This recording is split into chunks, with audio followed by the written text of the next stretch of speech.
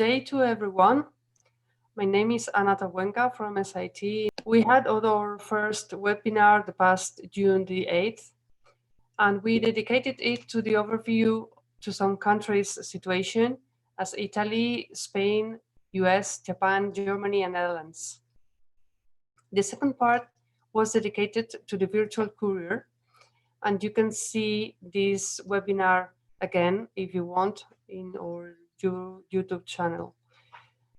As for today, will be again dedicated to the overview to new countries in the group, and followed by the topic, the economy in the art collections mobility. I hope you will enjoy it, and please use the questions in the chat. Okay, you will be answered as soon as possible.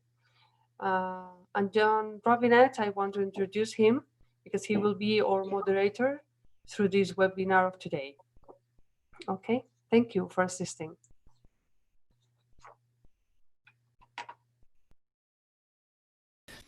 Hi, everybody. I'm John Robinet. I'm an independent registrar and collections manager based in New York. I just want to say that now we're going to move to the section where we get an overview of each country for a couple of minutes, and we are going to start with France. Can I introduce Sylvie Michel?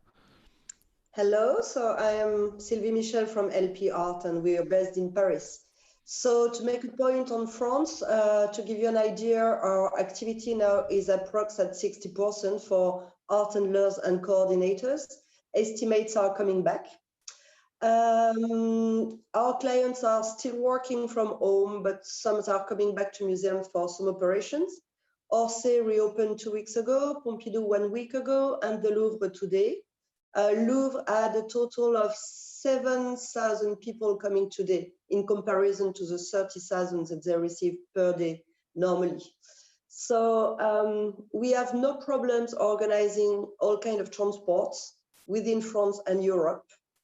We can accept couriers on board of certain of our trucks when there's enough space, or we use a follow car, or some couriers are following by plane till destination. But we have museums like Orsay who keep on sending couriers, and other museums like Pompidou, for example, who try to avoid a maximum to send a courier when they can. But they don't want to, they want to avoid cancelling loans as much as possible. We do not have a request for virtual couriers. We try to work on a list of freelance registrars and conservators, but it's not really asked. We have lenders or organizers going to the airport, doing supervision at the departure and at the arrival. But of course, we do not have couriers on flights for the moment. For the flights which are available, we have news every day from companies when they add some flights to their program. And for the moment, we didn't have any troubles to organize shipments to make the exhibition comebacks when we had some artworks in other countries left. And for the quarantine of passengers, that's another subject which is changing every day. So I do not have specific information to give, but of course, that's one of the reasons why couriers are not going, won't be following the artworks in the coming weeks, depending of the countries. And for the moment, it looks like when we talked with museums in Paris that there won't be any change in their programs as a result of budget constraints. It looks like they said that, of course, we had a lot of cancellation, we had a lot of postponements, but for the moment, they keep on doing the program as it was supposed to be done, with some months late, of course. And to talk about the other effects of the pandemic on the cultural sector in France, well, we are changing of culture minister today. I do not have the name to give you, but that's one of the consequences. We noted, but it's more on the gallery service development of the online sales, because those which have been more affected were the art galleries rather than the museums. And to give you an idea, 900,000 jobs disappeared during the COVID period in France. And the last effect was the ERC, which was supposed to take place in Strasbourg in November, which is postponed to 2022. So that's the point of France. Thank you, Sylvie. Next, we have Mexico. Carlos Córdoba Plaza.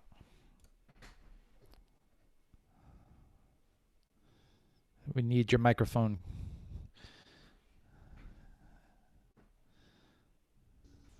Can you hear me now? Correct, yes. Thank you. I'm Carlos Cordova from Mexico, director of Córdoba Plaza. Well, let me tell you something about my country. The situation in Mexico is not better than other Latin American countries. We are on the peak of the pandemic, so we are terrible right now.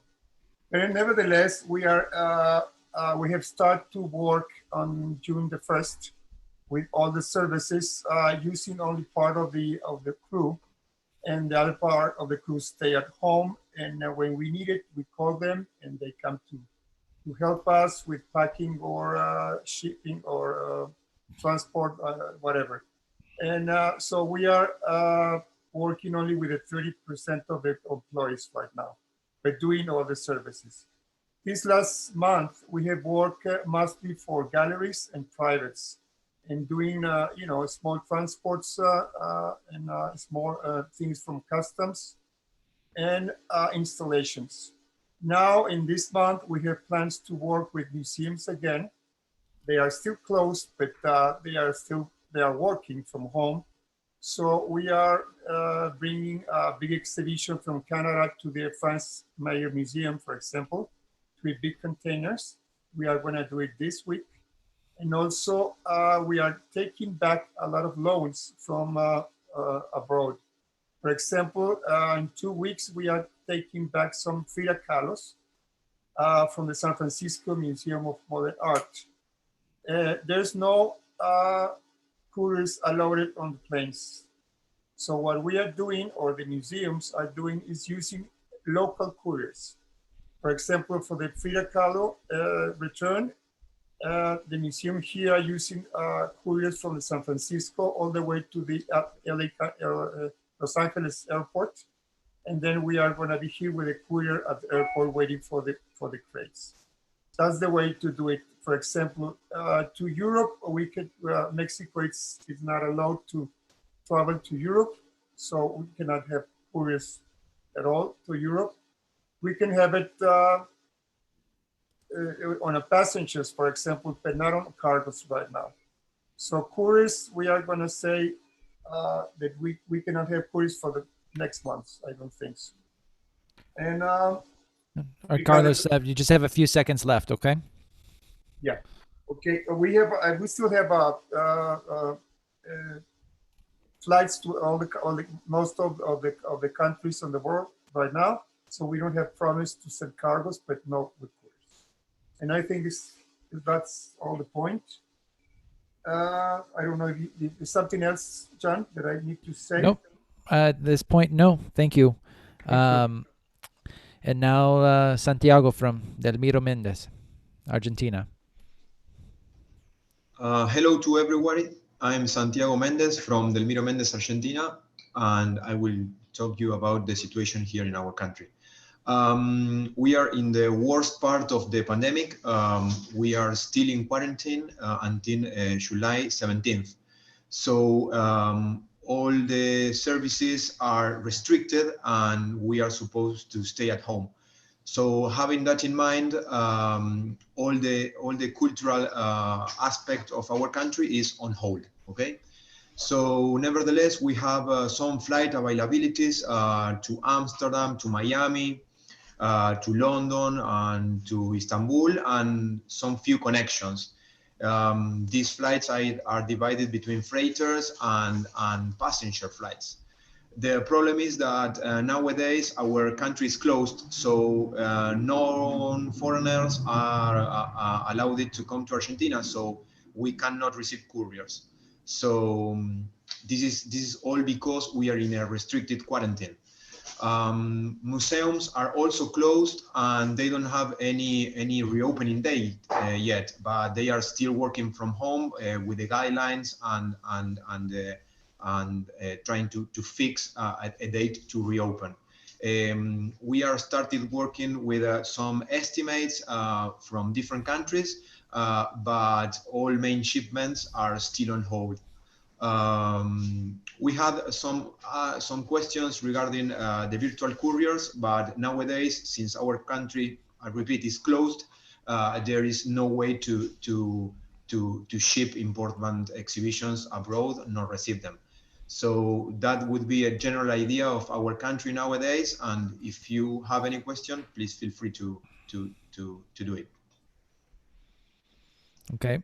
Next, we have the report from Peru, Mónica Bazán. Hello, I'm Mónica Bazán from NLE Transporte de Arte in Lima, Peru.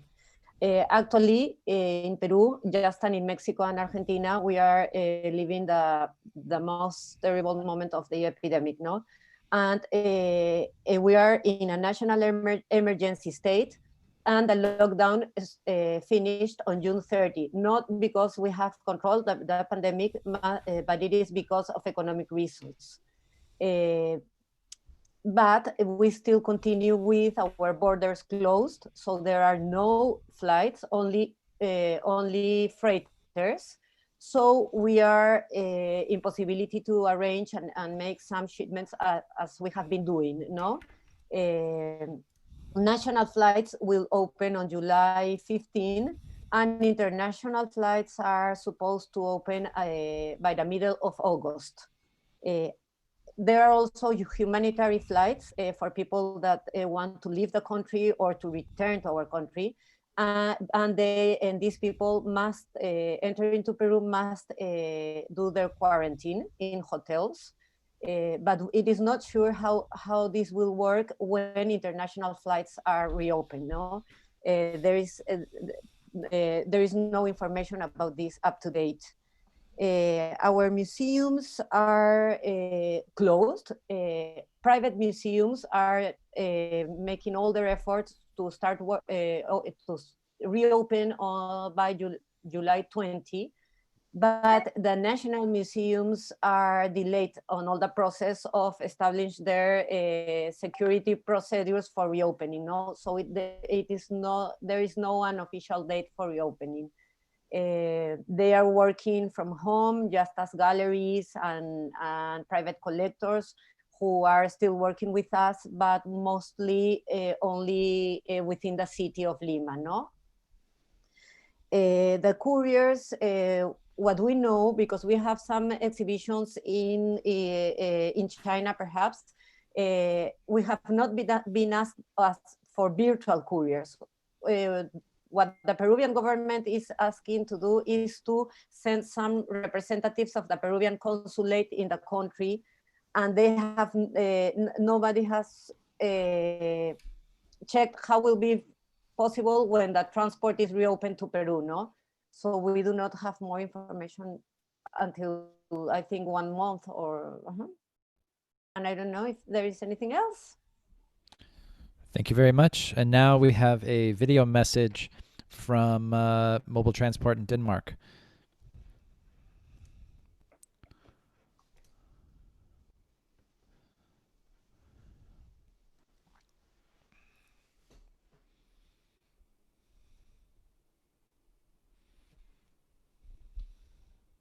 Invited to give you an update on the situation in Denmark. Of course, we've also been locked down, but in the beginning of June, the Danish museums reopened. In the beginning, it was only with the front personnel, which meant that the conservators, technicians, the registrars, which we work with, were not allowed to return to work. So we were not able to collect or deliver as we would like to.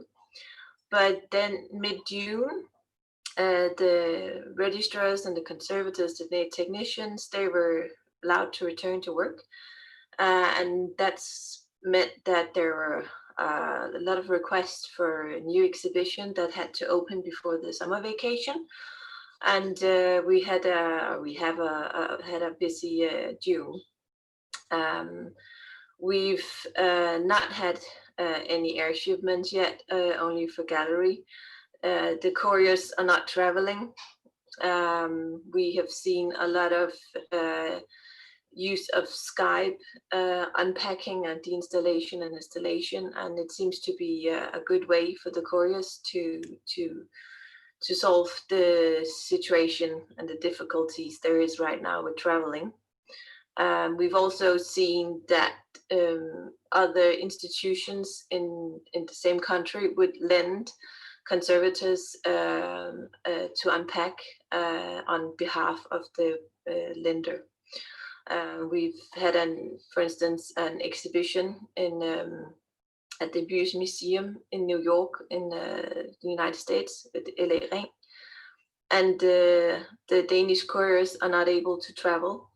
And it's scheduled to return here in August, hoping that the flight schedules will be stable enough. And they will not be sending any couriers from Denmark, but they've been talking to other institutions in the area to represent the Danish Museum, and then by Skype have a packing and deinstallation. So that's a difficult situation for the couriers. We also have our own COVID-19 mitigation strategy plan. And for right now, we don't allow couriers on our trucks. The Danish government recommends a distance of 1 meter. So that's difficult to have a courier on the truck. We have our 2 drivers, of course, as always. And they are also equipped so they can carry face masks and gloves to protect themselves and, of course, the people at the museums when we unload and load. And that's been a way to make sure we could still do fine art transport, which is safe for the object and being handling as our normal quality and high standard, but also safe for the people involved in the transport. We also have a branch office in Sweden, and Sweden have not been in lockdown, but also, of course, still reduced activities, especially with outgoing loans. So we've just had local jobs going on in Stockholm area. But we are really hopeful the situation is improving. We do hope that after the summer vacation here in July, that we can get back to work, and hopefully that the air shipments will also pick up again. So yes, this was a short description on what's going on in Denmark, and I hope all of you are doing well and staying safe. Bye. Thank you so much to everyone for giving us an update. We were hoping to have a report from Finland, but in the end, our representative could not make it with us. If you have questions about Denmark, we do have a panelist here, Benjamin Franklin, also from Mobile, who can answer those questions as well. Is there any chatter from our YouTube Live regarding questions for our panel? And while we look at that, you can see a big disparity between where Europe is versus in Latin America, at least 1 to 2 months behind in Latin America. And so the discussion about, say, things like virtual courier are not really appropriate at the moment for Latin America, it seems like. But as we can see in Europe, there's quite a bit of activity happening and people beginning to retrieve their loans. Santiago, any questions from our chat? No, John, at this moment there are no questions. All right. Well, with that, we'll move on to our next section. If more people join us later, we can always return and ask questions of our panel after our next section. The next part of our discussion will focus on the economic ramifications of COVID on the art world. And we're going to start today from the UK, and Jen Keynes is going to give us a report on the economic outcome of the virus there. Hi, well, I'm Jen. I'm from Royal Armouries here in the UK. So from the UK perspective, we're starting to relax the COVID-19 lockdown, although some areas and cities are already having to lock down again tighter. As we've seen, Leicester City and Leicestershire this week has gone back into tight lockdown. So like the rest of the world, the situation is very fluid here in the UK. The UK is divided into governmental regions, so the rules in Scotland, Wales, Northern Ireland and England are all quite different. At present, it seems that 1 in 4 of the UK workforce has been furloughed. The furlough scheme was implemented by the UK government to mitigate the effects of COVID-19 and allow employees to receive up to 80% of their salary, or £2,500 per month. There is a similar scheme also for self-employed workers. This scheme is currently in place until the end of October, but changes subtly over the coming months with a reduction in government input to costs such as pensions and national insurance. Some institutions in England are opening this week as they take advantage of the government rules allowing them to do so. The earliest it seems to be is my colleagues at the National Army Museum on the 7th of July, and with colleagues at the National Gallery on the 8th of July. Other venues in England have announced various dates in July, August, September, but many still have not announced any opening date whatsoever. In Northern Ireland, the government has said museums can open, but the National Museums of Northern Ireland has said they're not ready yet. And their dates have yet to be announced. The Scottish and Welsh governments are not currently allowing museums to open at all, but it does look like there is a possibility that will come with the next phase of their recovery programme. A number of organisations have already raised the possibilities of redundancies and closures here in the UK. Some organisations have already put their staff on notice of redundancy. This, however, may be tempered by the announcement of yesterday of an additional £1.57 billion by the government, but we're not yet sure how that will relate to museums, as it's for the whole of the cultural sector. So that's for theatres, cinemas, galleries and other cultural venues, as well as museums. So that, along with the kind of effects of the UK, where the UK economy already was, and the implications of Brexit, we've yet to see what will work out from there. In terms of exhibition schedules, like many other people, some are going ahead, some as museums and galleries reopen. Some have been shifted to the same dates, but for next year. Some are opening, but without loans, and others, potential tours and other things are being reviewed as travel is complex.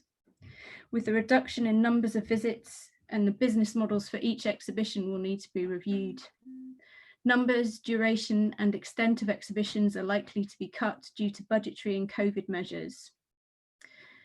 Looking at other economic effects, we've already seen recruitment freezes, budgets being reduced and potentially venues actually closing or reducing. Discussions on collections rationalisation and disposal were already starting within the UK prior to COVID, but these are going to be more important as the economic impact of COVID works its way out. Thank you. Thanks, Jen.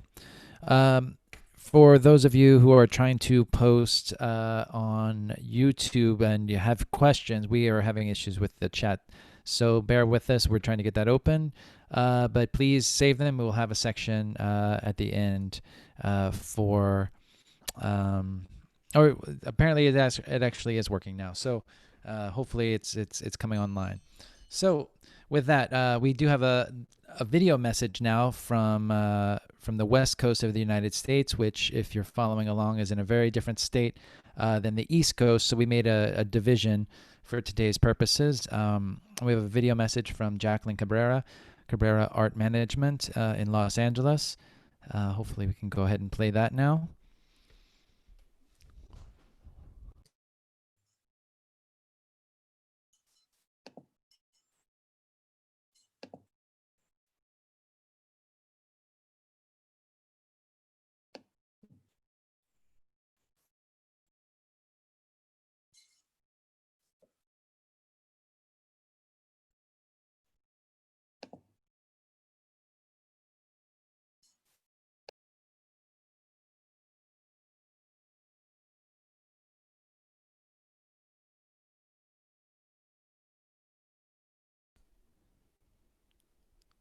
Just bear with us for one moment. We're getting it sorted out.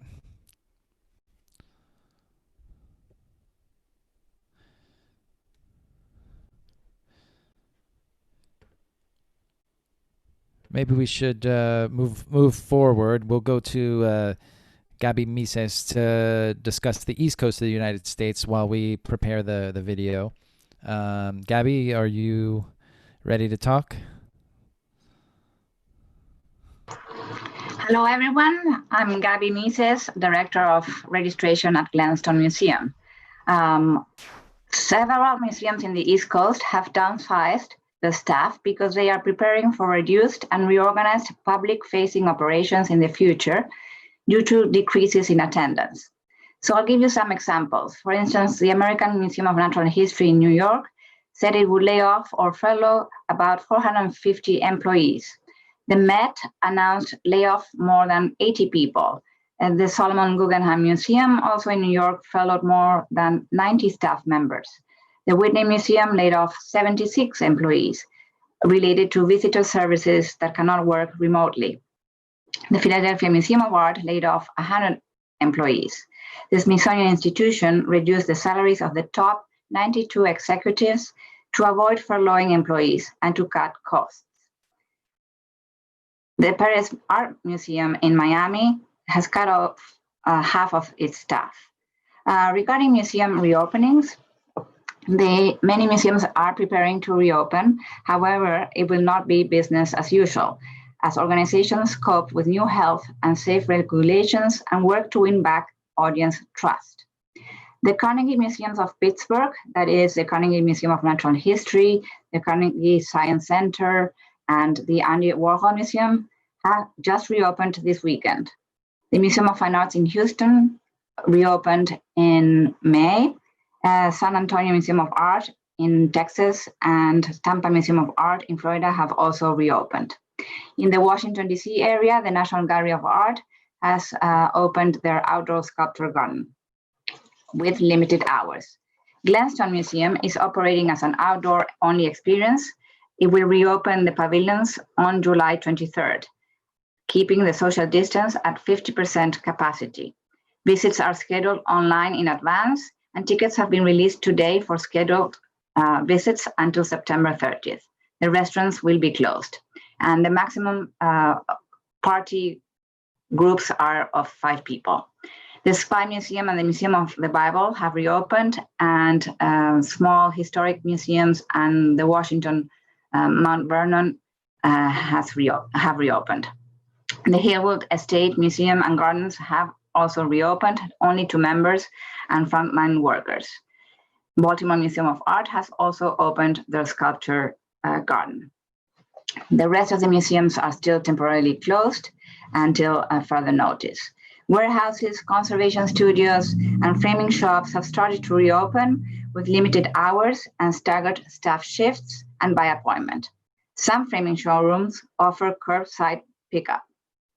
All institutions in the East Coast will need to, and in the West Coast and the United States, will need to continue to follow the guidelines from their local government and from the Centers for Disease Control and Prevention in order to reopen. Just a few seconds left, Gabby. Okay.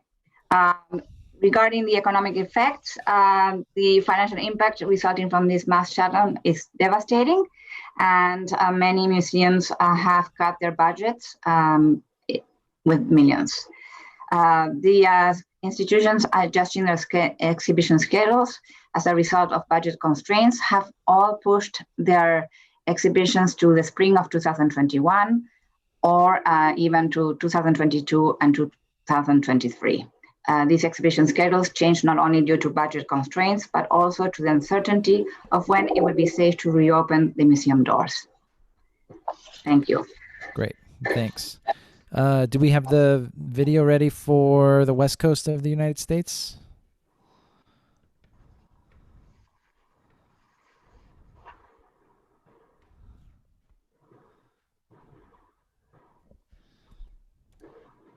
If not, there we go.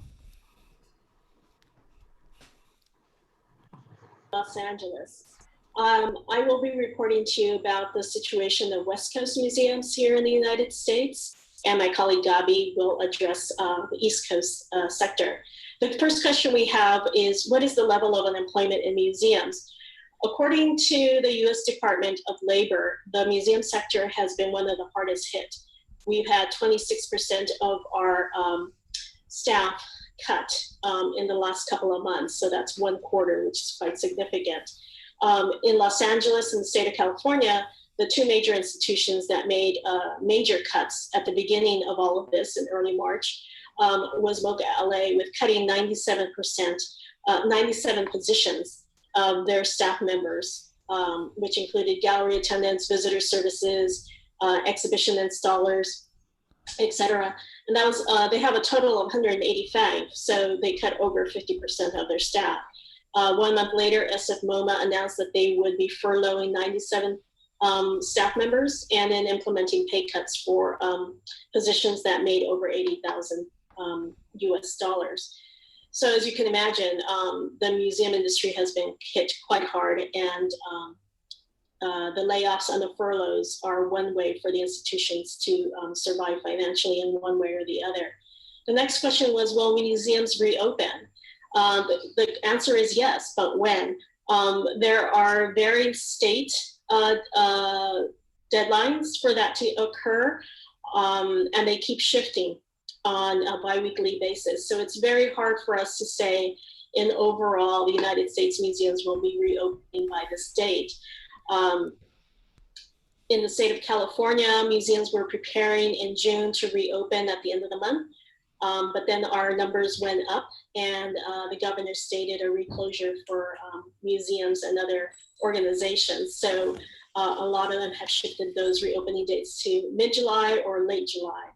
And some have just stated that they will not reopen until August, which they hope will be a much more of a steady deadline. But some institutions have made announcements on their websites. In the state of Hawaii, the museums will be opening in mid-July. In the state of Nevada and Idaho, those museums have already reopened and implementing safety protocols for their visitors.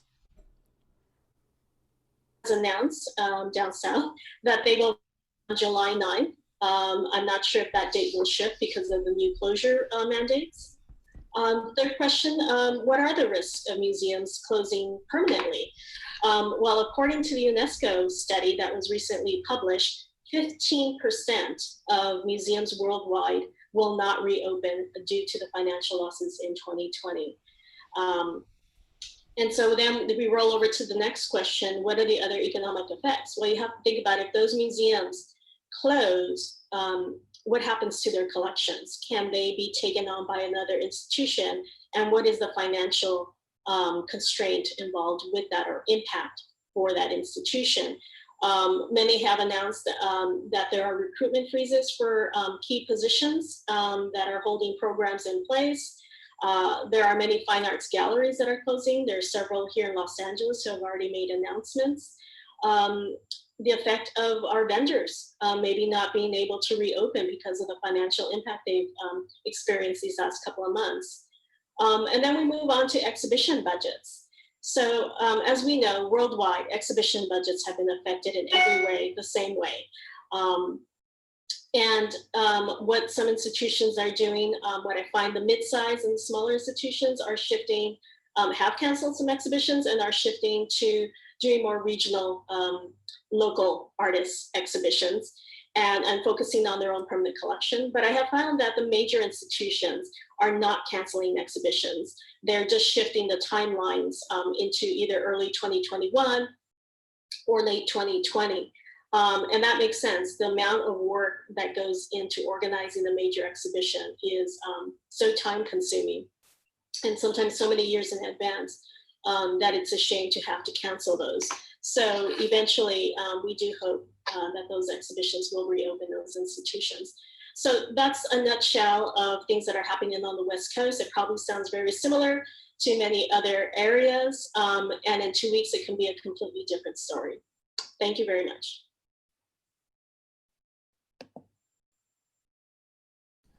We now shift our focus over to Spain with a report from Ariadna. Hi, my name is Ariadna Robert. I'm the head logistics and registrar of the Museum of Contemporary Art in Barcelona, and I'm gonna talk about the situation in museums in Spain. I've been talking to my colleagues here, and after having talked to them, I've seen that some of the museums start to open in mid-May, but most of them opened in June, and now in July they are still opening. Although they have opened, they have reduced the number of galleries and the prices for the tickets and the public capacity. Staff is still working partially from home, but others are installing exhibitions. Like 2/3 of the staff are working from the museum now. Most of the museums have reorganized all programming, basically postponing projects, not canceling them. Some of them are canceled, but basically postponing. Canceling loans are not the option, is not the option, but shifting them to the future. And this has a clear impact on outgoing and incoming loans, therefore also extending loan contract insurances and cultural export permits. Museums, from what I've seen, are willing to keep lending and borrowing if no courier are required and if there are direct transits. Couriers are allowed in Spain from the Schengen zone, basically, and some other specific countries that you can see it in the Ministry of External Affairs website. Talking about economic matters, more direct, the economical contribution from the state government and the local governments for the museums are still maintained at this moment. Therefore, an increase of unemployment has not been noticed yet in Spain, although if there are people leaving for illness or maternity are not replaced. Administrations also initially gave instructions to the museum to finish the works that already were contract with the companies to try to help the sector. In terms of acquisitions, the measures announced as a reactivation of the sector are that the state and local governments will provide for a few budget to buy works done by local artists and from galleries in the country. And well, finally, I think that although the government initially are supporting this situation, the whole situation suggests that there will be a cut in some moment of the budgets, and we will have to think in alternatives. Thank you. Thank you, Ariadna. And now, for our next section, we have a report on galleries and fairs from Digital International. Alison Fulgieri, did I say that correctly? Fulgieri, yeah. Fulgieri. Yes, you did. Hi, everyone. My name's Alison Fulgieri. I work at Digital International as the manager of art fairs. At Digital, on a normal year, we're shipping and are traveling to at least 40 fairs, some happening simultaneously. Some of the large blue chip galleries are doing 30+ fairs a year, and art fairs generate billions of sales worldwide in a normal year. At the start of the year before COVID, even more international fairs were ready to open and have their first years, especially in Asia, which have now been postponed until 2021. The fairs that did happen in the early months, like FOG in San Francisco, Taipei, Freeze LA, and even Armory in New York, even with the threat of coronavirus, still saw attendance and high sales. Since then, there's been a domino of cancellations. Art Basel Hong Kong, Freeze, Basel Switzerland, to name a few. Many have moved on to online platforms. There's been mixed reviews with online fairs. There's been some large sales reported, especially with Freeze and Basel, with their online showrooms. However, the question is an online platform really sustainable? Art can always be bought from a website. Fairs are fundamentally about being social, talking with gallerists and artists in real time, being in physical presence of the artwork. A lot of people said that the drama is lost and the buzz is gone with these online platforms. Both galleries and fairs are desperate to get back at it.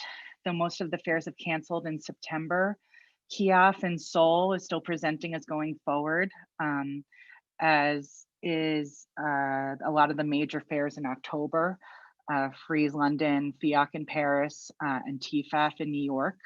We already have galleries asking about planning to attend Westbund in Shanghai, and ultimately Art Basel Miami in December. Extra planning has been put towards these fairs, everything from planned social distance monitors to the aesthetics of hand sanitizer stations. In Miami specifically, the convention center is slated to be an emergency hospital if there's a resurgence in the fall. It's likely if that happens that the fair will not continue. But as of now, we heard that every slot or booth for the fair is booked with galleries ready to go. The questions remain, can and will a fair ever be truly safe before a vaccine is in place? And if we go ahead, will people attend and will they buy? Regardless, galleries are confident that fairs will return, but the question is when? Thanks so much for the report. And that concludes our section on the economic impact of the virus on these various sectors in these various countries. Typically, we would have a question and answer session here, but it appears that our live chat availability is disabled, and we have not been able to rectify that. So does anyone on the panel have questions for anyone else? I'll make that an option. Anna. I would like to add to what Ariadna said about Spain in the logistic part of the situation, because she talked about the museums and the art world, the culture world situation. But I think it's interesting to update that we are working in this new normality, in the logistic point of view, exactly the same as we used to do in the past. But we are using the virtual courier many times, and it's working properly. It's quite simple. It's not giving us many problems. We just use all the technology available, video, photographs, and the WhatsApp group, many different things, and also the GPS in the trucks. So the museum, the lender, is informed directly what is happening, and they have the chance to decide or to manage the way we pack or we handle, because all this is before doing whatever we are doing. We explain, and we are putting these crates, for example, in the truck in this area, and we are fixing in that way, and then they have the chance to decide. And I think it's something very important for those countries that are now almost closed, like Argentina, Mexico, because we are ahead in some way, and this is a way to work or to give the trust to both organizer and lender, to almost continue doing these cargo shipments with trust enough in the companies, giving this kind of service. As the only thing we didn't recover in Spain is the existing of the couriers, because they cannot travel from many third countries, from America or Asia, South America. But for the rest of the services, we are exactly the same now as we used to be. That's all. Great.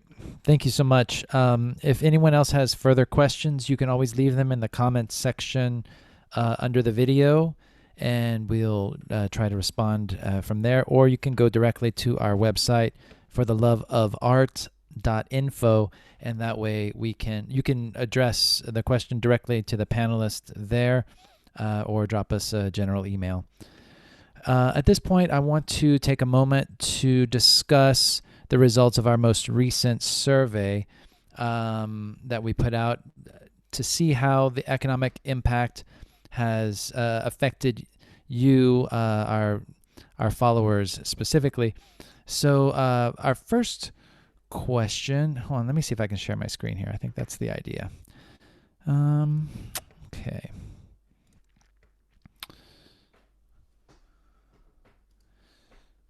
Okay, so as you can see, the first question is, what is your profession? And almost 2/3 of respondents of the 41 people who answered are registrars, and about 21% are shippers. A few conservators and a few others. So that should temper our response here. So with the following, which of the following professional roles apply to your situation? A few independents, but most are contracted employees, fixed contracted employees, well over half. So which country do you work in? Most people who responded are from North America, and then the other large constituent is Central Europe, and that's largely probably a reflection of the panel that we have in place at For the Love of Art. Which of the following costs have increased from your experience? So almost everyone's saying shipping costs, whether it's air freight and then flight tickets as well. But other courier costs, which is an interesting thing, as well as road transport. And the best one is all of them, because I guess that's really kind of true. Which of the following do you expect in the coming months? Most people are saying an increase in the number of providers, and then offering shipping alternatives, and then as well as a reduced number of providers in the near future. So anticipating people closing down. So, and then after that, it's something similar to what we have, a situation similar to what we have already. Will the economic situation of your institution require you to request fewer services or to choose lower quality services from vendors? It seems that most people are anticipating this reality. So how has COVID-19 changed your execution strategies? And it seems like everybody is affected by this, and that everyone's going to have their execution affected in going forward. Which of the following apply to your organization? Localized disruptions in service and some delays. So yes, everyone's going to be disrupted. Only a small percentage of people have not seen an impact at all, but let's see, reduced capacity due to either capacity removal or demand increase. 32% of the people are seeing this. This was answered by 34. I would imagine this sounds like a shipper question primarily. And then companies are suffering a deep crisis, and they count with less people or only part-time. They continue with fewer people. Which of the following apply to your organization? Most people here see a temporary exhibition project reduction for the coming years. After that, in order to keep more than 50% of the museum collection open, we implement new protocols for COVID-19 prevention. Question 10, how long do you think it will take to get back to early 2020 shipping volumes? Most people predict 18 months. Some people are more optimistic. 12 months, about just over a quarter of the respondents think that 12 months. And then the more cynically minded anticipate more than 2 years, 12%. So that's the results of our most recent survey. With that, we welcome you to continue our discussion in the comments of the YouTube page and of this video, and also to see the website for the loveofart.info. We have a steady stream of new updates there, as you probably anticipated based on the responses today. Everything changes quite often, so continue to check back.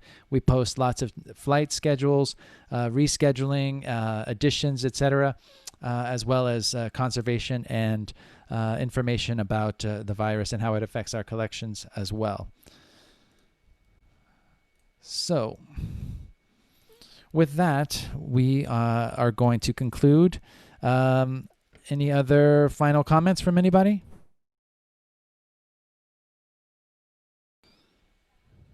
Okay, well then with that, I think we will conclude. Thanks everybody for tuning in, and stay tuned for the next